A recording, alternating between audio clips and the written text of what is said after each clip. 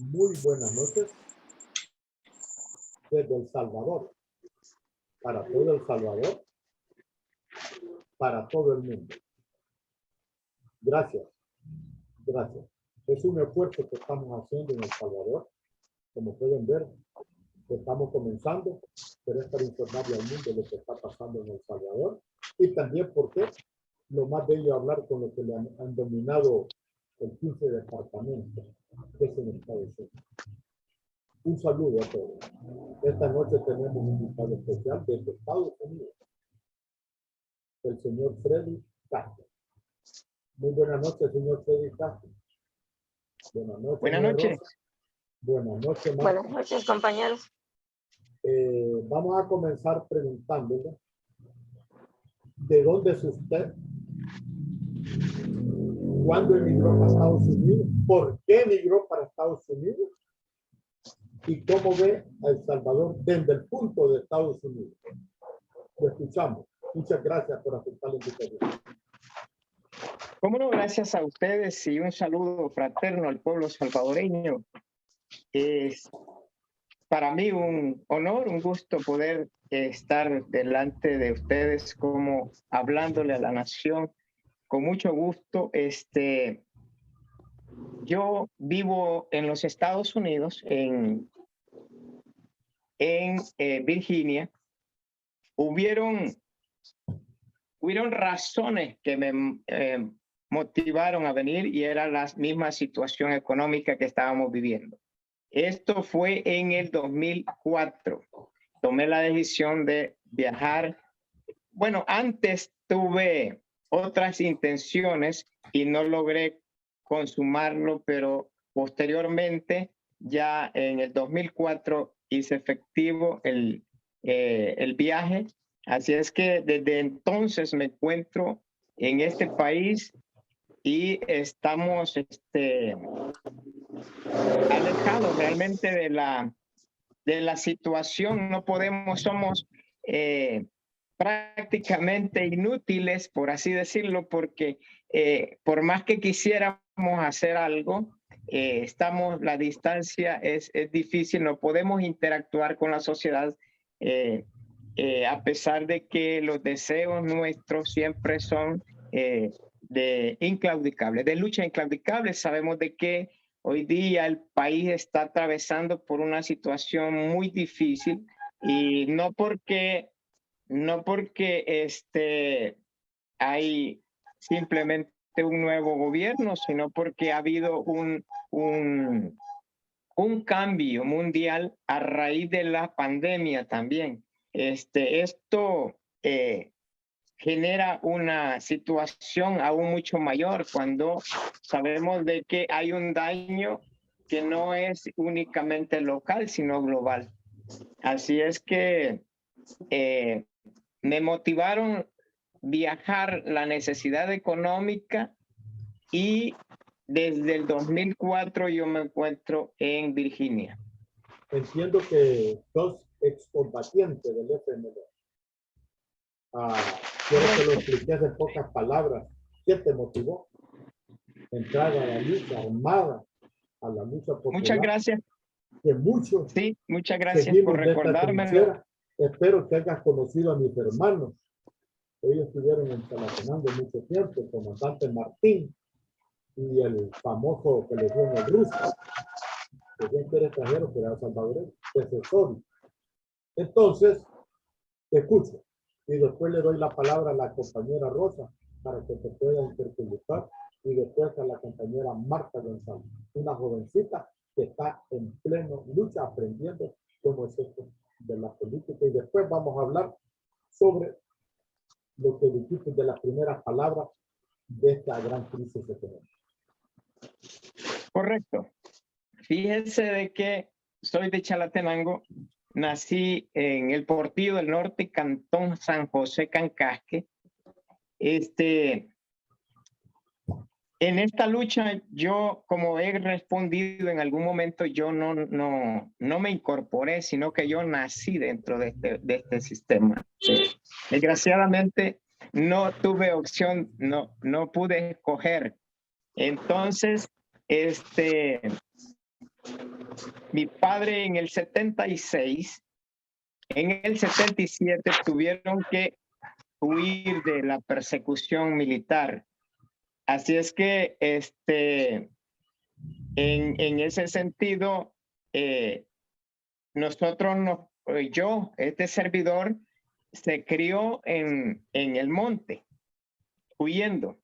Yo recuerdo desde que ya tenía una edad de 4 añitos, pero antes pues no me acuerdo. Sin embargo, la historia que me comparte mi madre es a raíz de ciertos lugares, como me menciona el Jicarón, los Naranjos, después en una travesía para llegar a Arcatao y el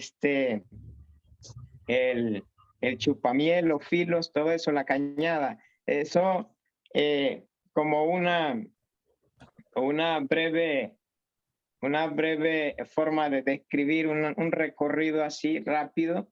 Podríamos hablar en profundidad de este proceso, pero yo creo que conforme ustedes vayan desarrollando las preguntas va a ser mejor. Y este servidor ingresó directamente a agarrar el fusil porque yo estaba dentro. Agarré el fusil ya después de los 11 años. Compañera Rosa. Ok, muchas gracias, Rojito. Buenas noches, compañero Castro. Yo quizás en la cuestión de historia me gustaría que votáramos un mito.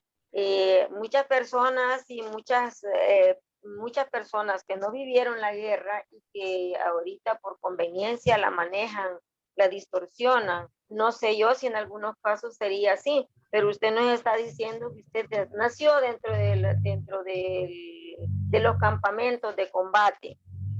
Porque hay personas que dicen que el FMLN o la guerrilla secuestraban a los niños. Hay muchas personas que salen por ahí dando algunas declaraciones que dudo de que ellas hayan formado parte de ese pueblo de lucha, pero nos gustaría a nosotros saber un poquito de su historia,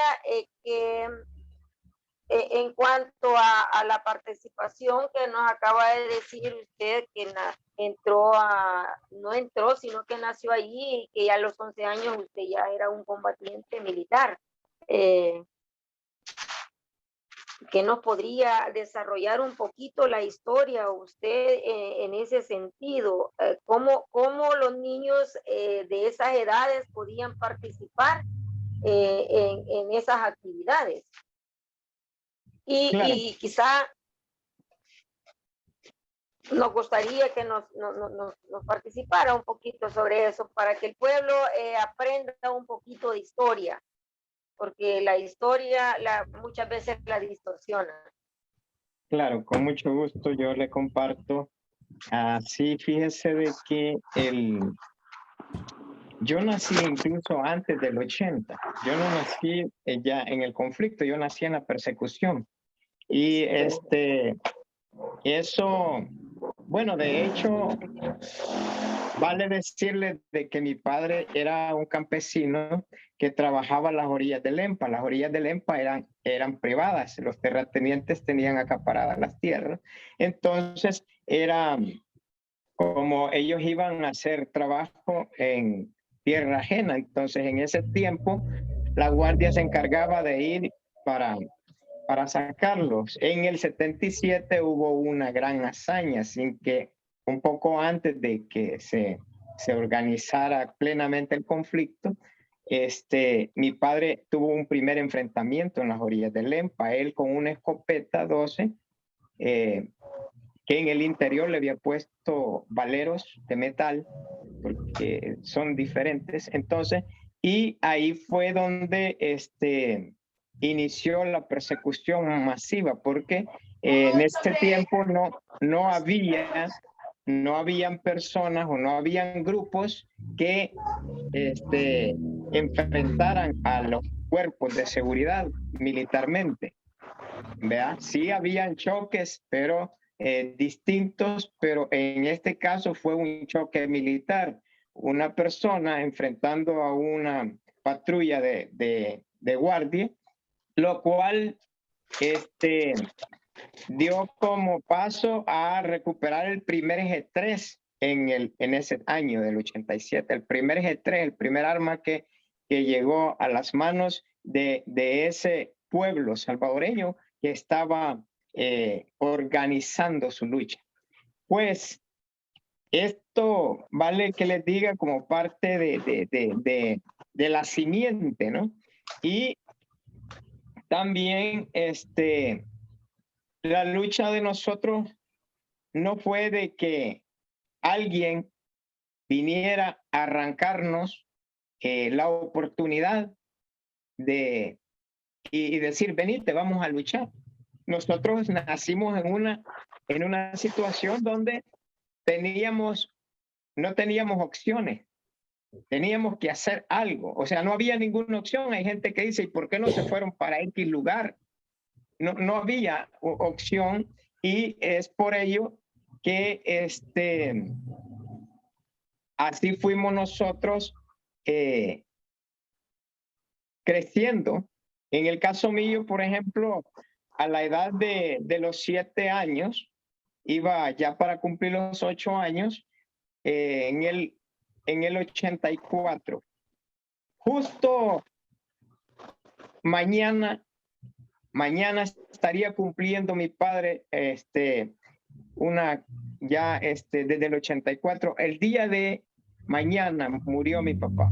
En un 11 de febrero del 84 murió Rogelio Castro, que era mi padre, el primer campesino que se rebeló a la guardia con un aspecto militar.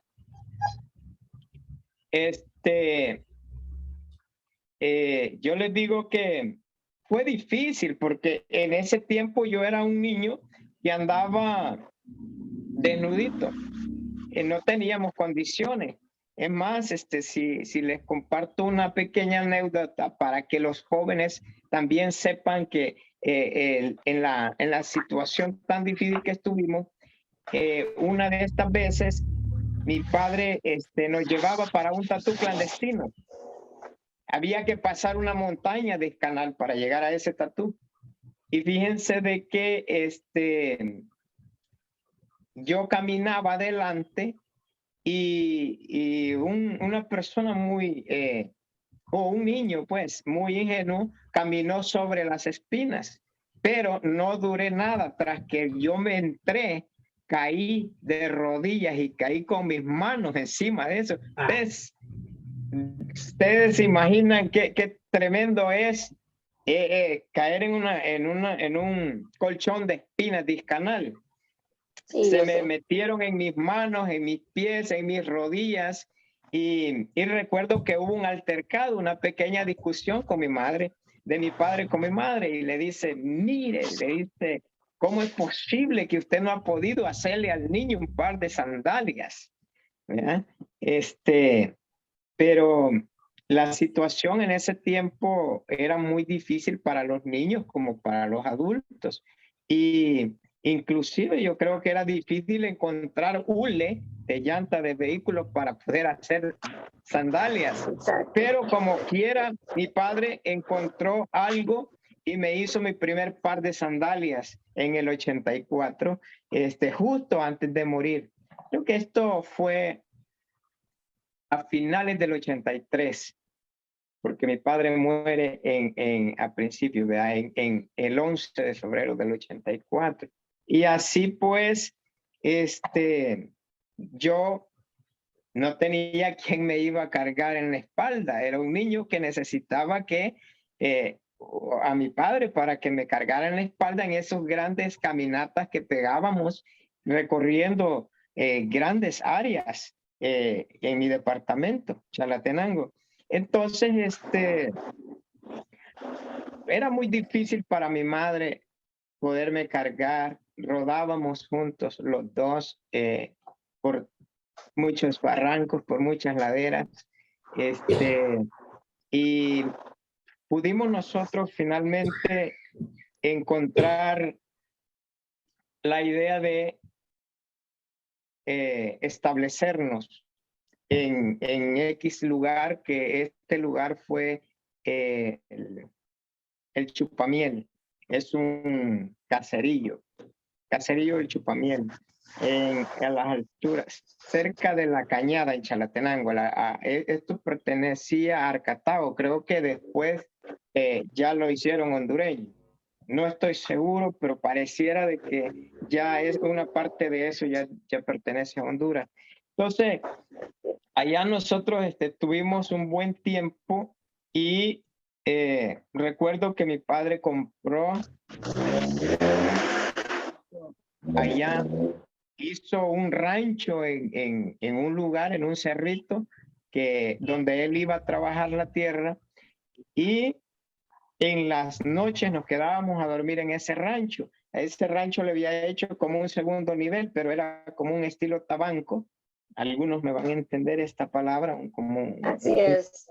Y ahí dormíamos nosotros, y lo tapaba con zacate. Ahí dormíamos nosotros. Sí. Así es que eso como... Sí, adelante. Y en cuanto, compañero, a la situación del país en este momento tan crucial para nosotros los salvadoreños, ¿cómo ven la situación ustedes desde el extranjero? La situación que están pasando El Salvador en este momento, en cuanto a sus políticas y al gobierno que tenemos en este momento. Mire, hay que ser realistas. Yo creo que desde aquí, desde afuera, nosotros podemos ver como que si fuera una cancha, pues. Si nosotros vamos a un estadio, podemos ver todos los detalles de lo que acontece adentro. Y yo creo que todo aquel que no quiere ver lo que está pasando en El Salvador, que es muy difícil, yo creo que ellos lo hacen a propósito. Y es un propósito malvado, porque nosotros podemos ser de alguna manera críticos de la situación y no ser cómplices y ser pasivos y hacernos sordos y hacernos ciegos. Esto realmente es para mí muy importante que nosotros logremos entender con certeza que necesitamos hacer algo por nuestro país. Nuestro país está pasando por una crisis política económica y social y diplomática, y sobre todo, le digo, porque viviendo en los Estados Unidos, lo primero que uno espera es que hayan buenas relaciones entre países, no coincidencias ideológicas, pero las políticas tiene que alcanzar tener diplomacia segura, efectiva con las demás naciones, independientemente de sus sistemas democráticos, qué tipo de sistema sea. Por ejemplo, yo no sé por qué cuando el nuevo presidente de El Salvador llega y tenía una gran admiración por el presidente de los Estados Unidos que salió, ¿cómo no logró ese momento para poder ayudar a la comunidad salvadoreña en el exterior, que somos millones los que estamos fuera, en los Estados Unidos? Entonces yo creo de que se consuma una retórica de representar al pueblo, pero en cuestión de medios, pero no se lleva a la práctica, que eso es completamente irresponsable. Muchos ya se dan cuenta, no se dieron cuenta, bien nosotros que nos dimos cuenta desde antes que venga, desde antes que se forma la tormenta, nosotros vemos la oscurana que se aproxima, pero otros no veían eso y están viendo que está cayendo la tormenta, pero aún no asumen que se están mojando. Esta es como una forma metafórica de decirlo, El Salvador le está lloviendo sobre mojado. Y esto no podríamos fácilmente entender las dimensiones que esto tiene, que esto conlleva. ¿Por qué razón? Porque nunca antes en mi vida yo no sabía, no había visto que hubiera una persona con tan mala, pero con tan mala visión, con tanto odio. Mire, pero si ni los gobiernos militares, ¿por qué no expresaban el odio, verdad? Y mataban a grupos. Pero ha matado al país con el odio, ha cegado los ojos, ha cegado el oír, ha enmudecido a la nación prácticamente, quien lo llevó, y porque impresionó. O sea, cuando hablo de impresionar, él puso un concepto de lo que realmente él estaba lejos de ser. Entonces, ¿cómo veo yo o cómo lo ven algunos de los que yo conozco? Creemos de que el país está en una crisis y sistemáticamente se viene profundizando, que no conocemos las dimensiones hacia dónde va, en la que poco o nada se puede hacer después de que se ha configurado una dictadura. Hay quienes dicen El Salvador va para una dictadura, El Salvador tiene un autócrata. Yo creo de que El Salvador lo que tiene es todo eso junto, una dictadura tiránica y una autocracia total. Todo eso junto yo en mi caso puedo calificarlo de esa manera, porque para mí es gravísimo de que se haya pasado por encima de la Constitución para poner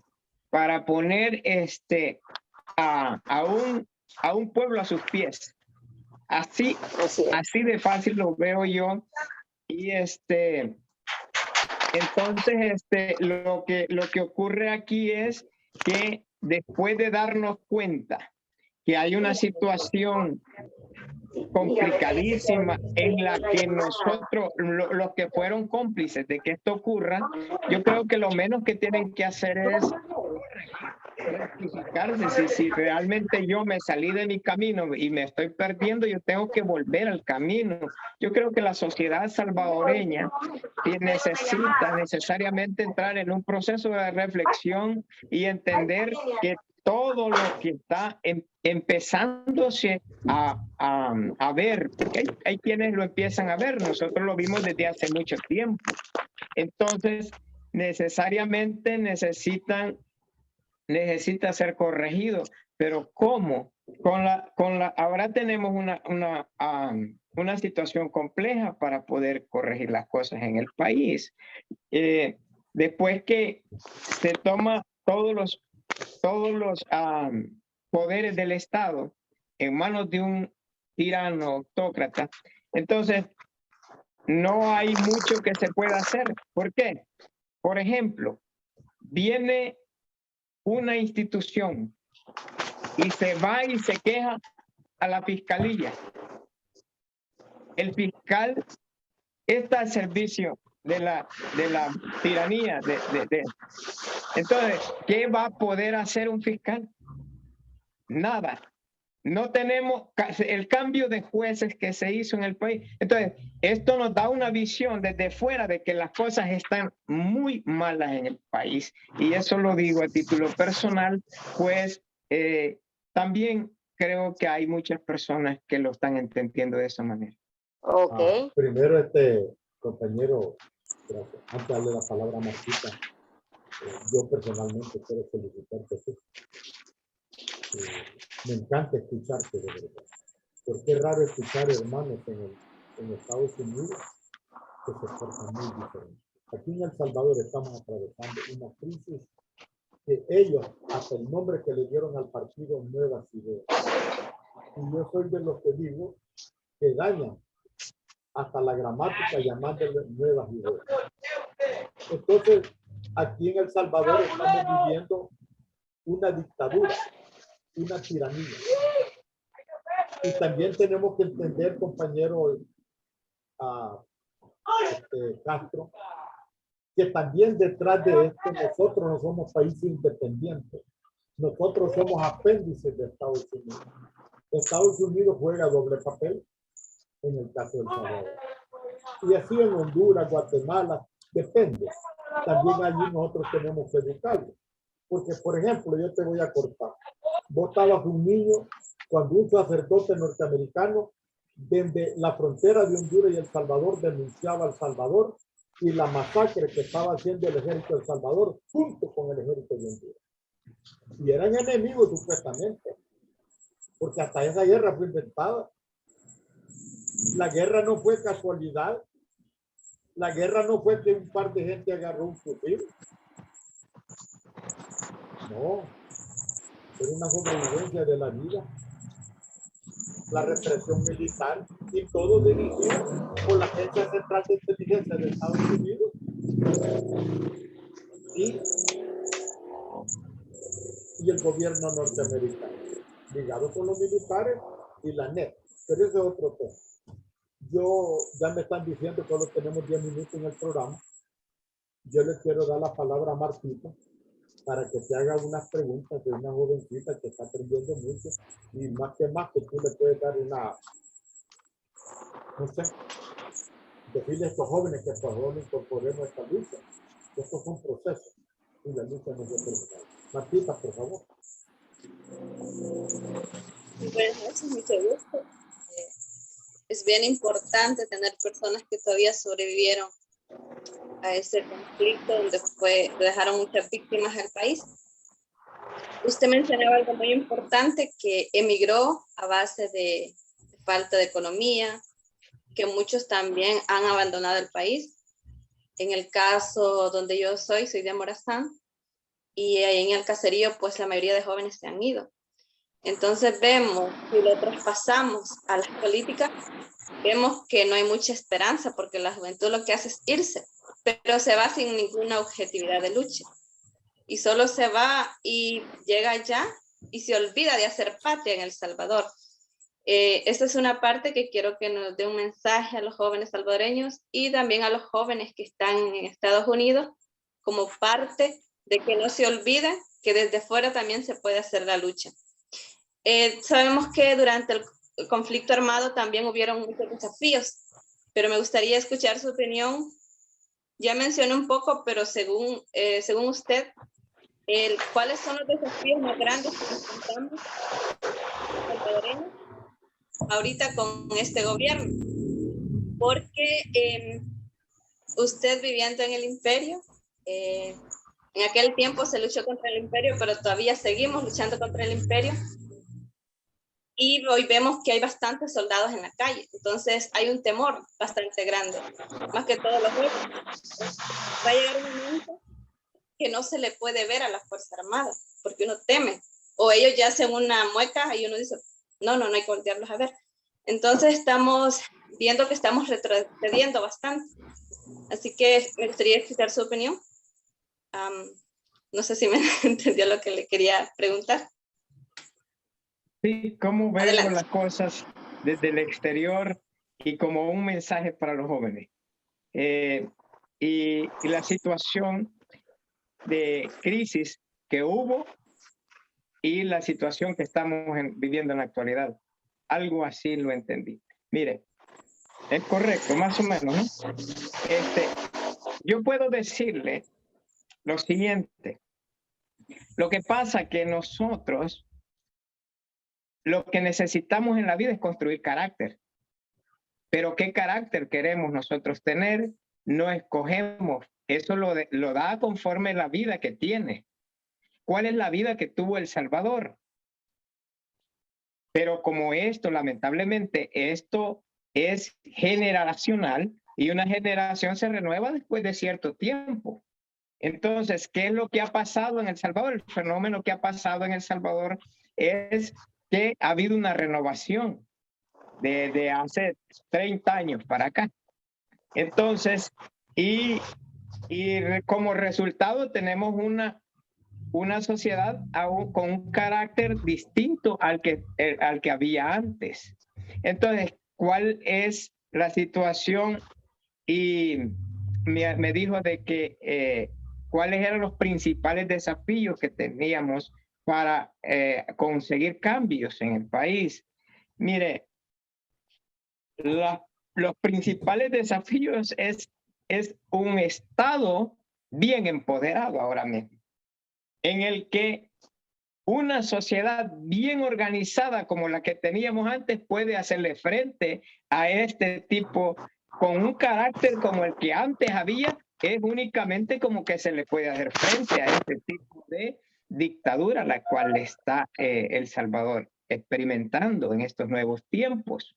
Pero nuestra sociedad, como les dije, tiene un rostro joven y es por ello de que han visto cómo la forma de entusiasmarse a través de la tecnología se ha venido en nuestra juventud, se ha venido incorporando en el uso de la tecnología a tal grado que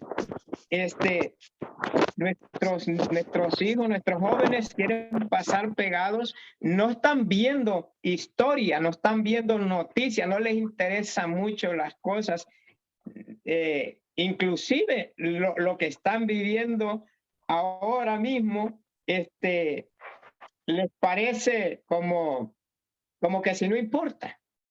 Entonces, este es un fenómeno a raíz de la pasividad que hubo después de haber cruzado por unas dificultades. O sea, de que una sociedad se acomodara y no hubiera referentes sociales que promovieran no solamente la historia, sino que promovieran esos principios de solidaridad de unos con otros, de amor por luchar por el otro, por ayudarnos, por echarnos la mano, por compartir la tortilla. Entonces, eso prácticamente ha quedado relegado. Entonces, ¿quiénes realmente? Hay crítica de personas que pasaron por la dificultad y que ahora mismo no tienen se han como rejuvenecido, han cambiado, ¿verdad? Su nivel de aprendizaje, como que dijeron, yo pasé por esa escuela, pero ya no me acuerdo nada, entonces yo voy a hablar de lo que he aprendido ahorita, de lo que estoy mirando. Hay personas adultas que han cambiado la forma de entender las cosas. Es increíble. Y yo podía asociar esto a la situación de que después de un conflicto quedan secuelas. Pero ni siquiera eso me es suficiente, porque digo yo, por más secuela que haya, hay un principio de amor por mantener uno el bien. ¿Cuál es esto? ¿O cómo es así?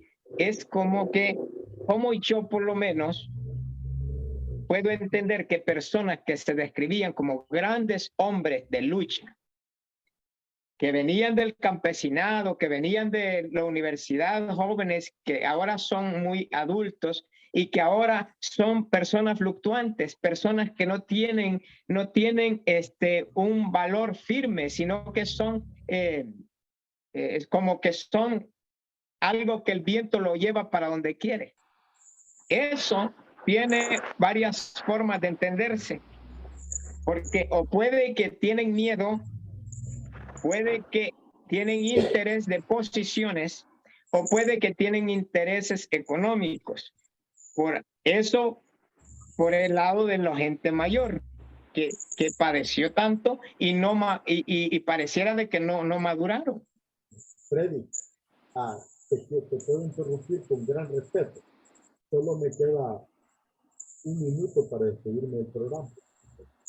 Yo quisiera hacerte si otra semana me aceptas una invitación. Estamos tratando de comprar una plataforma ya formal para que le dé más tiempo. O si quieres podemos entrar nuevamente con otro tiempo, pero yo te invito para la otra semana, porque qué feliz escuchar, de verdad te digo. Estoy muy impresionado contigo, Pedro. Yo le agradezco mucho a la compañera Rosa, pero tan feliz que hice esta semana